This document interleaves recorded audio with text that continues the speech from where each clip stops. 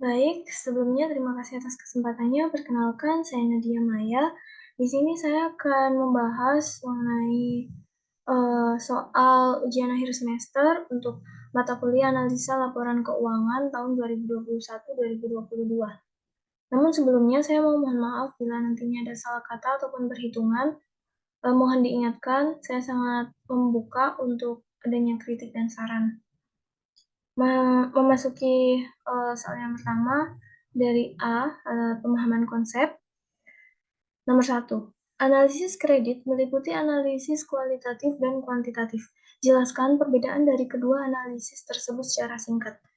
Jadi, analisis kualitatif memberikan gambaran mengenai debitur dalam aspek karakter, manajemen, ekonomi, dan sektor industri. Sedangkan analisis kuantitatif memberikan gambaran mengenai debitur berdasarkan laporan keuangan.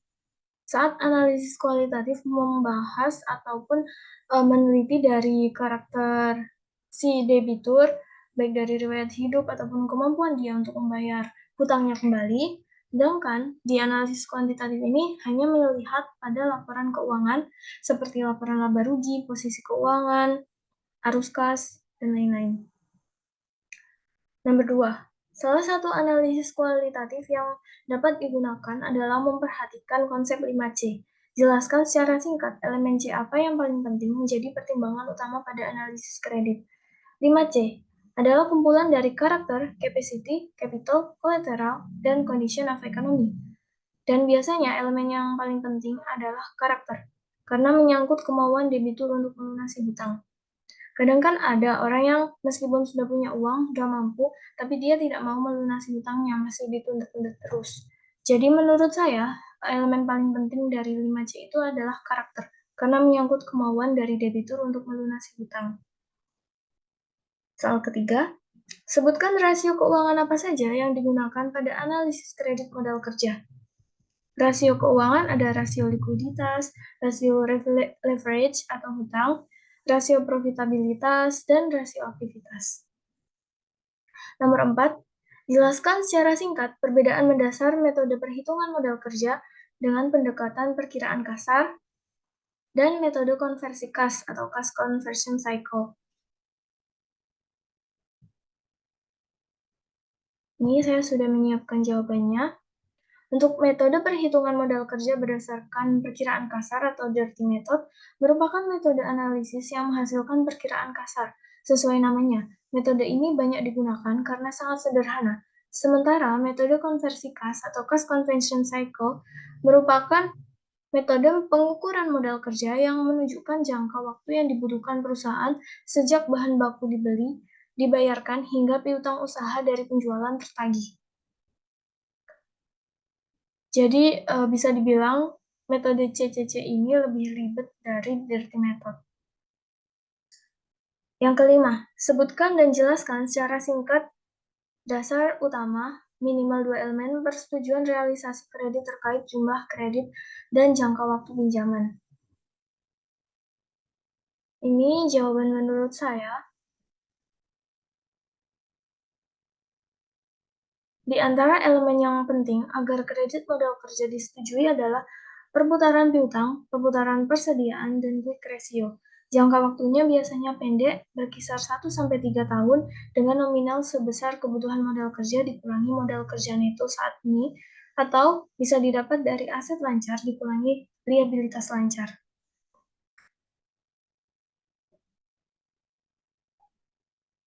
Sebetulnya untuk kredit elemennya itu ada banyak, namun untuk kredit modal kerja biasanya 3 ini yang paling utama. Karena periode kredit modal kerja sendiri kan cuma 1-3 tahun. Kalau kredit investasi bisa sampai 5 tahun. Ya, lanjut ke soal yang tipe B. Elang Sport adalah penyedia kaos seragam bagi klub olahraga dengan omset penjualan per bulan mencapai 225 juta. Pelanggan Elang Sport adalah klub olahraga yang melakukan pembelian secara non-tunai dengan termin pembayaran 50 hari. Kaos olahraga Diperoleh transport dari supplier secara kredit dengan termin pembayaran 45 hari. Secara rata-rata, kaos dapat terjual 10 hari setelah datang dari pemasok. Keuntungan yang diharapkan transport sebesar 25% dari pembelian. Berdasarkan informasi tersebut, agar usahanya berjalan lancar, hitung berapa kebutuhan modal kerja transport menggunakan metode perkiraan kasar atau dirty method dengan asumsi 1 bulan adalah 30 hari. Ya, jadi kita tulis dulu diketahuinya, penjualannya kan 225 juta per bulan. Kemudian perputaran piutangnya 50 hari atau 1,66 bulan. Ini kenapa dijadikan bulan? Karena penjualan itu bulan. Jadi untuk perhitungan semacam ini semuanya itu didasarkan pada penjualannya. Penjualannya itu dihitung dari bulanan atau harian. Kalau penjualannya dari bulanan, maka perhitungan yang lain satuannya disesuaikan dengan penjualan bulan. Kalau misalnya penjualannya tadi hari, ya nanti dikonversikan semuanya ke hari. Jadi untuk perputaran piutang 50 hari atau 1,66 bulan, kemudian perputaran utang dagang 45 hari atau 1,5 bulan atau 1,5 bulan, kemudian perputaran persediaan 10 hari atau 0,34 bulan, dan laba 25% dari harga beli. Ditanyanya, berapa kebutuhan modal kerja menggunakan dirty method? Jawabnya, caranya itu rumusnya Fn, buka kurung, perputaran piutang, ditambah perputaran persediaan, dikurangi perputaran utang dagang, dikali beban pokok penjualan. Nah, beban pokok penjualan ini sebenarnya istilah untuk perusahaan manufaktur. Kalau perusahaan dagang itu sama saja dengan harga beli. Untuk mendapat harga beli, maka kita bagikan saja 100 dibagi 100 ditambah 25% dikali dengan harga jual. Nanti akan didapat hasil harga belinya. Di sini 180 juta itu saya dapat dari 100 dibagi 125 dikali dengan 225 juta. Nah, untuk operasi selanjutnya mengikuti seperti akhirnya kan 1,66 ditambah 1,5 dikurangi 0,34 dikali 180 juta. Nah, ini turun sama dengan 0,49 dikali 180 juta, hasilnya 88.200 juta. Begitu. Lanjut ke soal berikutnya.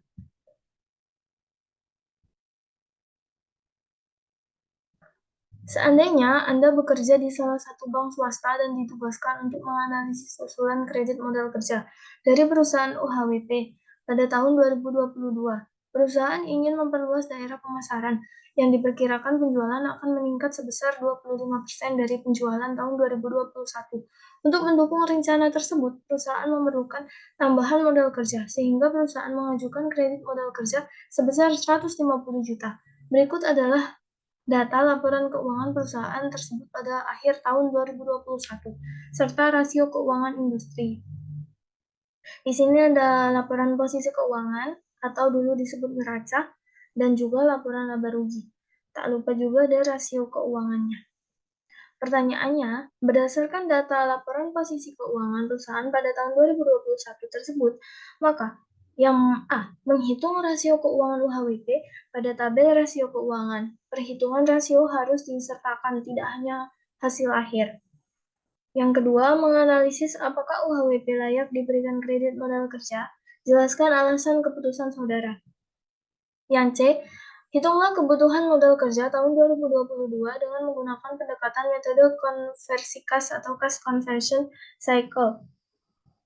Asumsi 1 tahun adalah 365 hari. Yang D, berdasarkan modal kerja bersih yang dimiliki oleh perusahaan pada tahun 2021, berapakah maksimum kredit modal kerja yang bisa diberikan oleh pihak bank?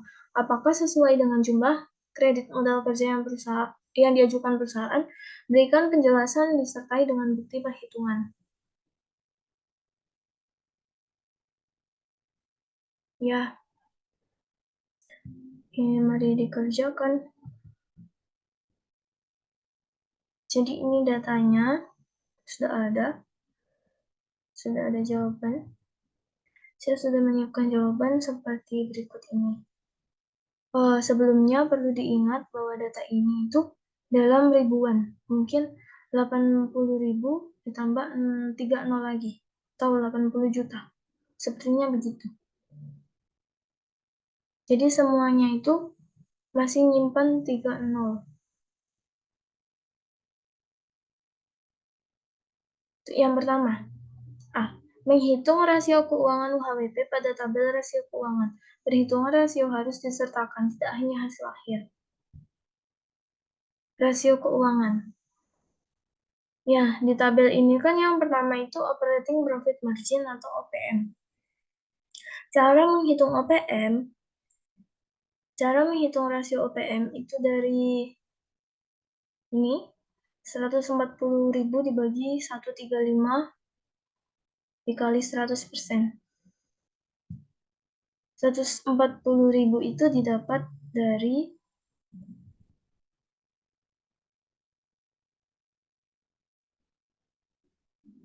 sini, laba operasional atau laba usaha dibagi dengan penjualan bersih 140.000 dibagi 1.350.000 dikali 100%, maka hasilnya 10,37%. Sedangkan rata-rata industri itu hanya 9,52%, maka perusahaan HWP ini masih aman, bahkan di atas rata-rata industri. NPM itu Net Profit Margin, didapat dari laba bersih dibagi dengan penjualan bersih. Laba bersihnya kan 100.000 dibagi 1.350.000 dikali 100%. Hasilnya 7,40%, di atas rata-rata industri juga. Karena rata-rata industri cuma 6,87%. Kemudian Return on Asset ROE didapat dari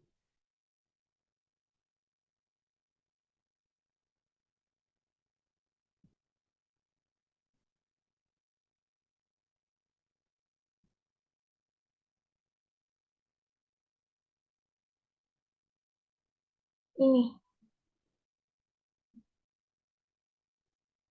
Laba bersih dibagi dengan total aset.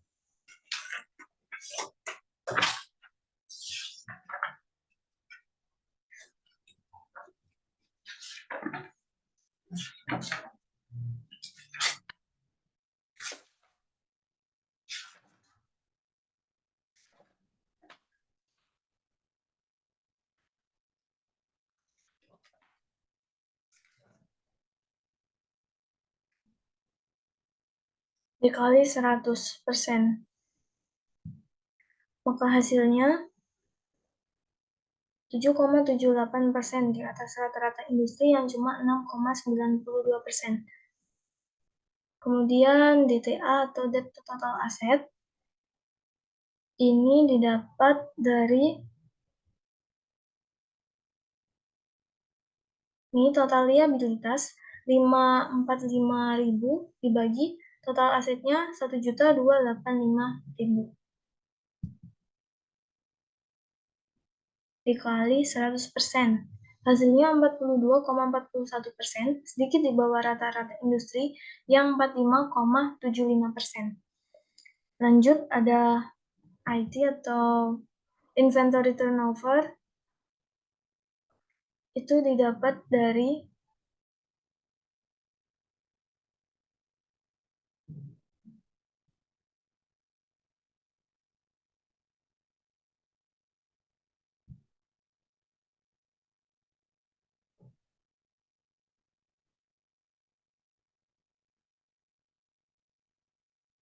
beban pokok penjualan dibagi dengan persediaan. Jadi 810.000 dibagi 230.000, tidak usah dikali 100%, didapat 3,52 kali, masih di atas rata-rata industri yang 3,34 kali. Kemudian ada ART, singkatan dari Account Receivable Turnover, yakni penjualan bersih dibagi dengan piutang dagang. Didapat 7,94 kali, sedikit di bawah rata-rata industri yang 8,02 kali. Jadi nggak terlalu buruk. Yang terakhir QR atau Quick Ratio didapat dari ini jumlah aset dikurangi dengan persediaan.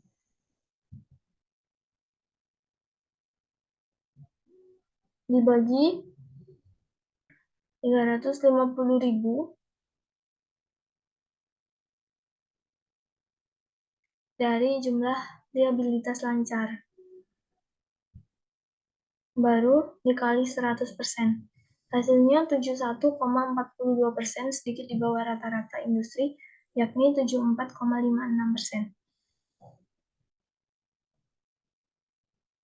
Lanjut ke soal B, menganalisis apakah UHWP layak diberi kredit modal kerja. Dilihat dari OPM, NPM, dan ROA, perusahaan mempunyai kemampuan yang baik dalam menghasilkan laba. Bahkan hal ini di atas rata-rata industri sejenis. Nah, seperti kita lihat kan, OPM-nya ini 10,37%, masih di atas rata-rata industri sejenis yang 9,25%. Sini juga 7,40%, masih di atas dari 6,87%. Dan juga ROE-nya 7,78%, masih di atas 6,92%. Jadi sebenarnya perusahaan ini sangat mampu untuk menghasilkan laba. Operasionalnya juga sangat efektif.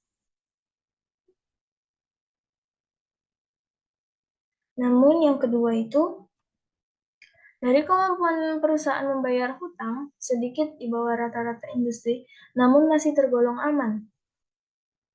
Kemampuan perusahaan membayar hutang ini kita bisa lihat dari DTA atau Debt to Total Asset. Perusahaan sebesar 42,41%, sedikit di bawah rata-rata industri yang 45,75%. Tapi masih tergolong aman karena tidak anjlok-anjlok banget. Selanjutnya, perputaran persediaan perusahaan dinilai bagus dan di atas rata-rata industri sejenis.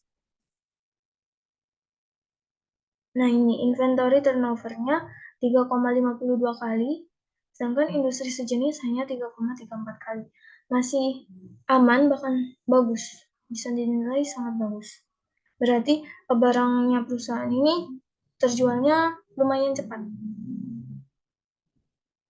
Laris di pasaran. Namun, penagihan piutang perusahaan masih lebih lambat atau kurang efektif dari industri sejenis.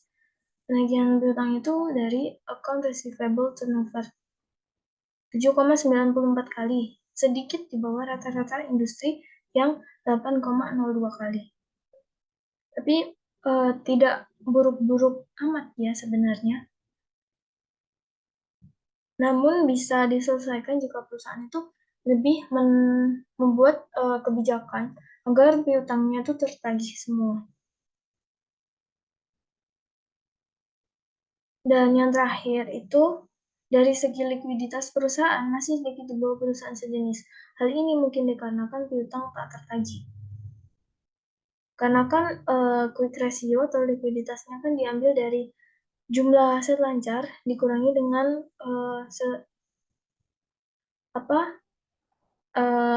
poin-poin yang kurang liquid seperti persediaan, baru dibagi dengan liabilitas dikali 100%. karena piutang itu kan dianggapnya liquid. Jadi kalau lama tak tertagih kan sangat mengurangi kas perusahaan. Jadi mungkin ini penyebabnya kenapa kasnya sedikit di bawah rata-rata. Dari semuanya, overall kan lumayan bagus, apalagi dari profitabilitasnya. Jadi menurut saya perusahaan ini layak untuk diberikan kredit. Hanya mungkin perusahaan harus membuat kebijakan baru yang lebih tegas mengenai piutang. Lanjut ke C. Soal C adalah hitung kebutuhan modal kerja 2022 dengan menggunakan metode CCC. Metode CCC dari soal tadi diketahui proyeksi penjualan tahun 2022 kan 25% dari 2021. Dikalikan, jadi ini sebenarnya tuh kan 1 ditambah 25%, tapi saya gabung jadi 125% dikali 1.350.000. Hasilnya 1.687.500. Penjualan perharinya didapat dari itu 1.687.500 dibagi 365 hari didapat 4.623,28. Rata-rata periode penagihan piutangnya didapat dari ini piutang dagang 170 dibagi 1.350.000 dikali 365, jadi 12 hari. Kemudian rata-rata periode persediaan didapat dari persediaan 230.000 dibagi 810.000 dari beban pokok penjualan. Sama dikali 365 hari didapat 103 hari. Kemudian yang terakhir ada rata-rata periode utang usaha. Utang usahanya didapat dari utang dagang 180.000 dibagi dengan beban pokok penjualan 810.000 dikali 365 hari didapat 81 hari.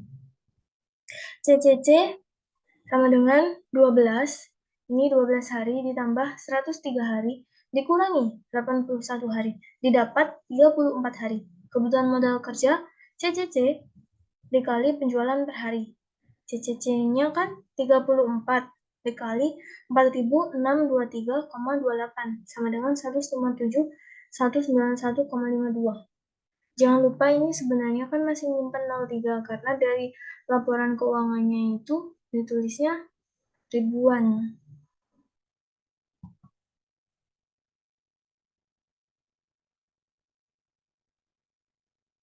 Lanjut ke yang D, berdasarkan modal kerja bersih yang dimiliki oleh perusahaan pada tahun 2021, berapa maksimum kredit modal kerja yang bisa diberikan oleh pihak bank? Apakah sesuai dengan jumlah kredit modal kerja yang diajukan perusahaan? Berikan penjelasan disertai dengan bukti perhitungan. Nah, kredit maksimal modal kerja yang diberikan oleh bank itu dari ini 157, 191,52 dikurangi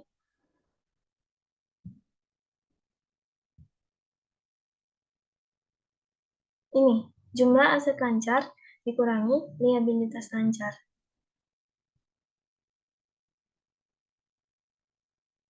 Hasilnya 27.191,52 ribuan. Jadi ditambah saja, misalnya 27.191,52 kan sekitar 27 juta. Perusahaan mengajukan 150 juta. Jadi otomatis sepertinya bank tidak akan memberikan karena dinilai perusahaan itu masih bagus dalam menghasilkan profitabilitas dari labanya masih cukup untuk menutupi operasional mereka. Jadi kemungkinan maksimal kredit yang akan diberikan bank hanya sebesar 27 juta saja. Ya, sekian pembahasan soal dari saya. Mohon maaf bila ada salah kata ataupun salah perhitungan. Terima kasih.